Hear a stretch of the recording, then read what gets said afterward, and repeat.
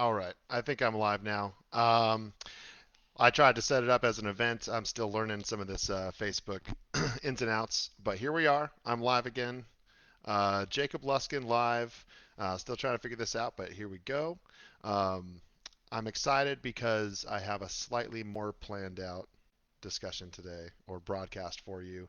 And, I was able to review my last one, and so I set the bar at a place where I feel like I can go above that. So we're going to work on that today.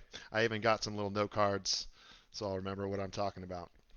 Well, welcome wherever you are. If it's the morning or the evening or sometime in between afternoon. Appreciate you watching. If not, I appreciate you watching the recording of this afterwards. So my name is Jacob. I'm a life coach at Luskin Life Coaching. I'm also a veteran. That's what I wanted to talk about today is kind of the veteran journey itself and also how that journey led me to life coaching. Thank again for anybody coming, and thanks everybody who really supports me on this journey. It's terrifying, but I'm glad to be here. And I think this will be like the first official video, and I think I've said that a couple times already. So, without further ado, I'm going to kind of get started. I'm going to talk about a little bit about my journey.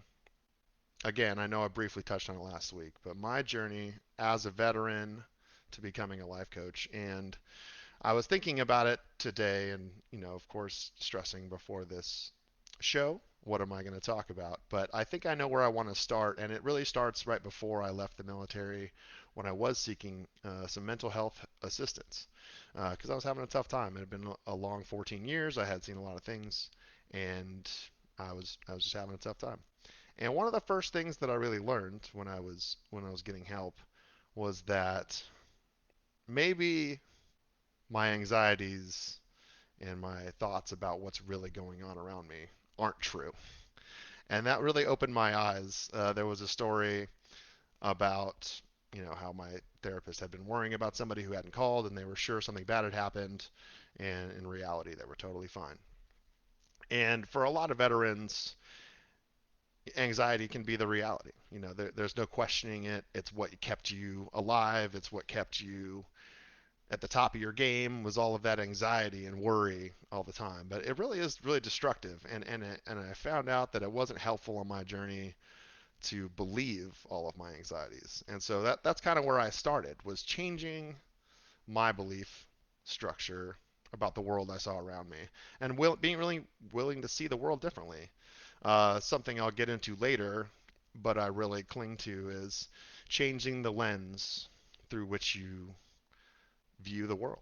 And for me, that's a Dymaxion lens. Dymaxion is just another way to look at things. If you have a chance to go look up a Dymaxion map of the Earth, I think that's a really good example of how you can look at the same thing in a different way and gain a lot of insight. And that's what I've done in my journey.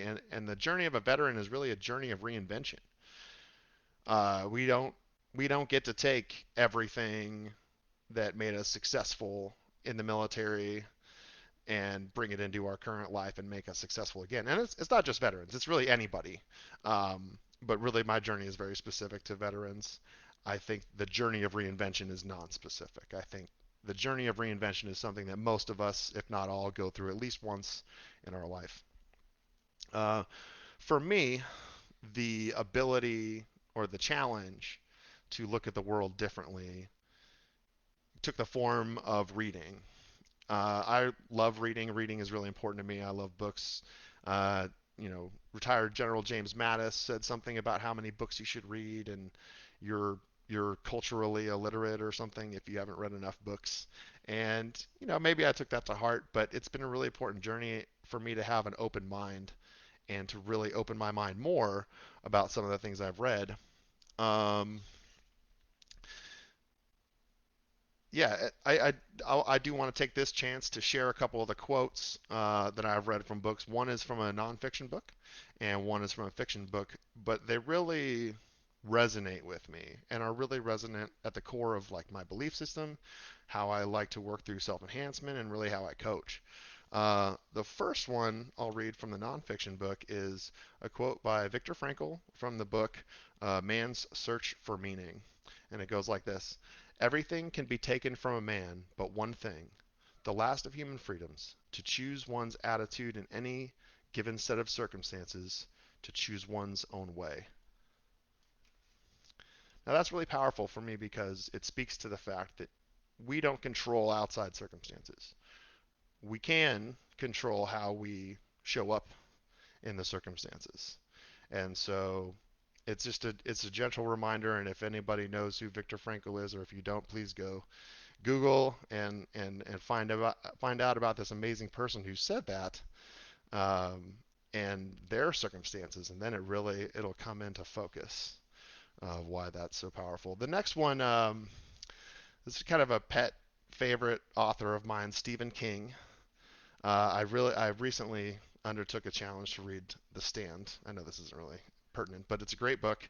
And this one quote, though, and this is going to bring it back to the veteran journey, really speaks to me about what the veteran journey is like. And so I'm going to try and get through this without being emotional. But it's Stephen King from The Stand. No one can tell what goes on between the person you were and the person you become. No one can chart that blue and lonely section of hell. There are no maps of the change. You just come out the other side, or you don't. And if that resonates with you, it's no wonder because the journey of reinvention and the journey of life purpose is a challenging one. And it can rattle you to your foundation and make you question who you are, where you've been, and where you're going. Um, so on my journey of reinvention, I started on the outside, working from the outside in the first time. And I don't recommend this, but I think it's where we all kind of start, right? We want something new out of life. Oh, what career sounds fun? Let me immerse myself in that. And so my first reinvention, I went into IT, and I wanted to go into cybersecurity. Veteran. I really want to protect people. That's part of who I am. I'm big into civic duty and caring about those around me. Um, and I got into IT. I have a lot of things going for me. I, I have a good work ethic. I'm a fast study. I work in groups very well, and I was able to kind of climb the ladder in IT very quickly, and I was very successful. And it took me a long time, and I finished my cybersecurity degree. And you've heard me say this before, maybe, but I was miserable when I finished. Even I didn't. I still have not hung up my degree. It was a pursuit that on the outside looked good, but it didn't resonate with me. And this is where I get into, it's called, maybe gamblers have heard this term, the fallacy of sunken cost. Just because I've put that much time into something or energy into something doesn't mean that I have to continue to. So much like becoming a veteran, right? I spent my entire adult life in the Marine Corps with the mission of the Marine Corps and the purpose of the Marine Corps, but that doesn't mean that it has to be that way when I get out. And same thing with IT. I got to a dead end where it was no longer serving me. So I guess it's time to reinvent myself again. And that is when I got into life coaching. There's a lot around. I did a lot of introspection around what actually did make me happy. I mean, this is a long journey. It's about 7-year journey to get to the point where I could actually look and say, oh, I'm not happy, but what actually does make me happy? And how do I make that part of my life? And I'm sure I could have stayed in IT and changed kind of my outlook on what I'm doing every day, but this is my true path. And my real path in life is to build this community, to help veterans or anyone really who is stuck in that reinvention phase of their life where what they learned before no longer serves them and they're ready to move on to what does serve them, and being willing to gain those tools. So once I determined that, hey, I'm gonna go do this life coaching thing, I did research and I found IPEC. And I am so glad there are so many schools, institutions I could have gone to for life coaching, but just day one of training was transformational for me and very validating that it speaks to me. And it's funny, a lot of my peers at IPEC, I tell them that I drink the Kool-Aid. I eat it all up, and I think it's really been a benefit for me on my journey to take those tools and really not just use them for my friends and my peers and my clients, but also for myself. So what's going on with me right now? Kind of brings me to the present.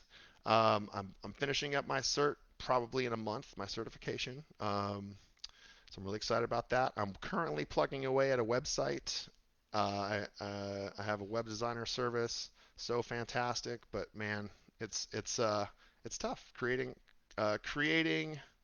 copy and throwing yourself onto paper because we're so complicated. It's very difficult.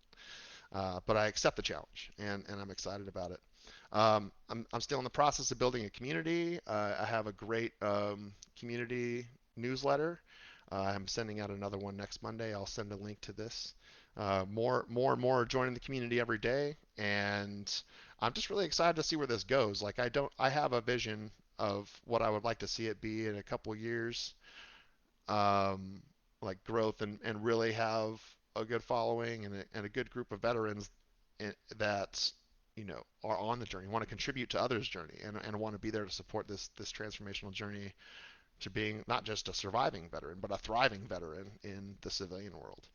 Um, and I would be totally remiss if I didn't say I wasn't here without. I'm here because of the support of my friends and family. Like, I could not do this by myself.